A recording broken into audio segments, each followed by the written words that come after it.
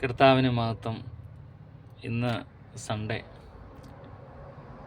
രക്ഷിക്കപ്പെട്ട് സ്നാനപ്പെട്ട് ദൈവത്തെ ആരാധിക്കുന്ന സകല മനുഷ്യരും ഇന്ന് ദൈവത്തെ ആരാധിക്കാൻ കടന്നു പോകുന്ന ഒരു സമയമാണിത്.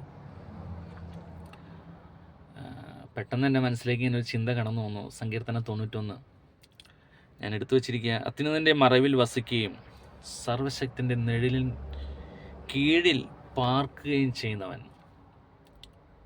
ആമേൻ.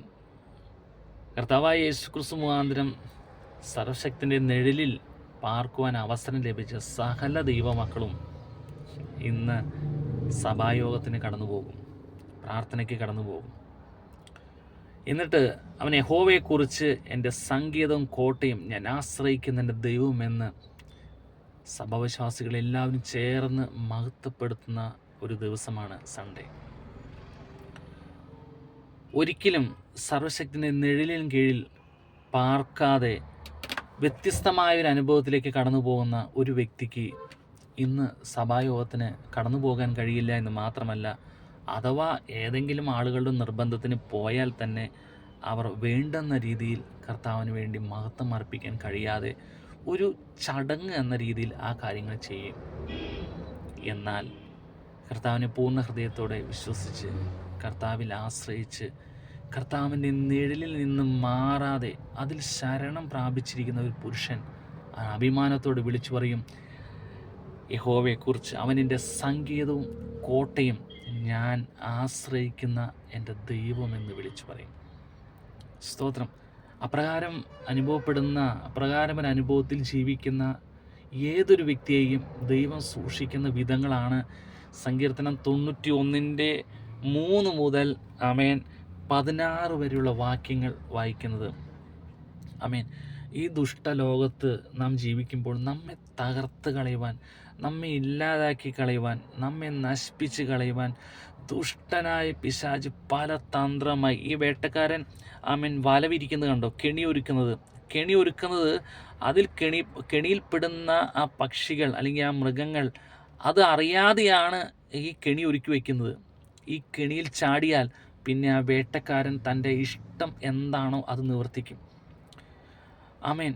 അപ്രകാരം നമ്മെ നശിപ്പിച്ച് കളയുവാൻ, ദൈവമായുള്ള ബന്ധത്തിൽ നിന്ന് തകർത്ത് കളയുവാൻ വേട്ടയാടിക്കൊണ്ട് നമ്മെ ചുറ്റി നടക്കുന്ന ഒരു കൂട്ടം ദുഷ്ടൻ്റെ തന്ത്രങ്ങളിൽ കുടുങ്ങിപ്പോകാതെ സൂക്ഷിക്കുവാൻ വലിയനായ ദൈവം നമ്മെ സൂക്ഷിക്കും, കരുതും. പക്ഷേ സർവശക്തിന് നിഴലിന് കീഴിലായിരിക്കണം ഞാനും നിങ്ങളും ചൂട് വയ്ക്കേണ്ടത്. ഈ മീൻ പിടിക്കുന്ന ആളെ കണ്ടിട്ടുണ്ടോ? തോട്ടിലൊക്കെ മീൻ പിടിക്കുന്നത് ഒരു ചെറിയ ചൂണ്ടയമേ ഒരു ഞാഞ്ഞൂൾ ഇച്ചിരിക്കോളം പോകുന്ന ഇച്ചിരിക്കോളം പോകുന്ന ചെറിയൊരു ഞാഞ്ഞൂളുണ്ടല്ലോ, ഒരു ഞാഞ്ഞൂളിനെ കൊളത്തിയിട്ടാണ് ആ വെള്ളത്തിലിട്ട് അവൻ വെയിറ്റ് ചെയ്ത് നിൽക്കുക. ഈ ഇവൻ ഇട്ടിരിക്കുന്ന ഞാഞ്ഞൂളിൻ്റെ ഉള്ളിൽ നല്ലൊരു കുളത്തുണ്ടെന്ന് അറിയാതെ ആ തോട്ടിലൂടെ ഊളയിട്ട് പാഞ്ഞുകൊണ്ടിരിക്കുന്ന മീൻ ഒരു സന്തോഷത്തിന്, ആ ഭക്ഷണത്തിന് ആഗ്രഹിക്കും. അത് അവൻ്റെ അവസാനമാണ്. ആ മീൻ ആ ചൂണ്ടയിൽ കുടുങ്ങിയാൽ ആ ചൂണ്ടയിട്ട് അവൻ അതിനെ വലിച്ചെടുത്ത് അതിൻ്റെ ജീവൻ പോകുന്നവരെ പിടയ്ക്കും. അതിനുശേഷം അതിനെ വീട്ടിൽ കൊണ്ടുവന്ന് കല്ലിൽ വെച്ച് ഒരച്ച് അതിൻ്റെ ചെതമ്പലൊക്കെ കളഞ്ഞ് അതിൻ്റെ തലയൊക്കെ വെട്ടി മാറ്റി അതിനെ വരച്ച് ഉപ്പും മുളകും ചേർത്ത് എന്നിട്ട് അവസാനിക്കുമോ? ഇല്ല. തിളച്ച വെളിച്ചെണ്ണയിലിട്ട് പൊരിച്ച് എന്നിട്ടും തീരുമോ? ഇല്ല. അതിനെ മേശപ്പുറത്ത് വെച്ച് ആളുകൾ ഭക്ഷിക്കും. നോക്കിയേ. എന്നിട്ടോ ആ മീനിൻ്റെ മുള്ളു വരെ വെറുതെ വിടില്ല. ആ മീൻ എങ്ങനെ നടന്നായിരുന്നു? ആ തോട്ടിലൂടെ ഊളയിട്ട് സന്തോഷിച്ച് എല്ലാ മീനുകളുടെ കൂടെ ഹാപ്പിയായി നടന്ന ഒരവസ്ഥയാണ്. ആ സന്തോഷം അല്പനേരത്തെ സുഖത്തിന് വേണ്ടി വന്നു പോകുന്നത് ഏറ്റവും വലിയൊരു കെണിയിലാണ് ബന്ധപ്പെടുന്നത്.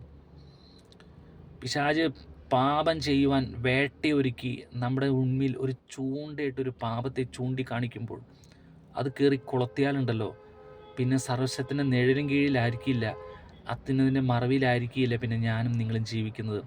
ദുഷ്ടൻ്റെ ഇഷ്ടത്തിനൊത്തവണ്ണം ജീവിക്കേണ്ടി വരും. അതുകൊണ്ട് രക്ഷിക്കപ്പെട്ട് സ്നാനപ്പെട്ട് ദൈവത്തെ ആരാധിക്കുന്ന സകല ദൈവമക്കളും തിരിച്ചറിയണം, നാം സർവശക്തിൻ്റെ നിഴലിൻ കീഴിൽ പാർക്കുന്നവരാണ്. അത്യുന്നതിൻ്റെ മറവിൽ വസിക്കുന്ന ദൈവമക്കളാണ് നാം. ദൈവസന്നിധിയിൽ നിന്ന് പോയി കർത്താവിനെ മഹത്വപ്പെടുത്തണം, പ്രാർത്ഥിച്ചൊരുങ്ങി ദൈവസഭയിൽ കടന്നു പോകണം. എന്നിട്ട് ദൈവത്തോട് അഭിമാനത്തോടെ പറയണം, യഹോവൻ്റെ സങ്കേതമാണ്.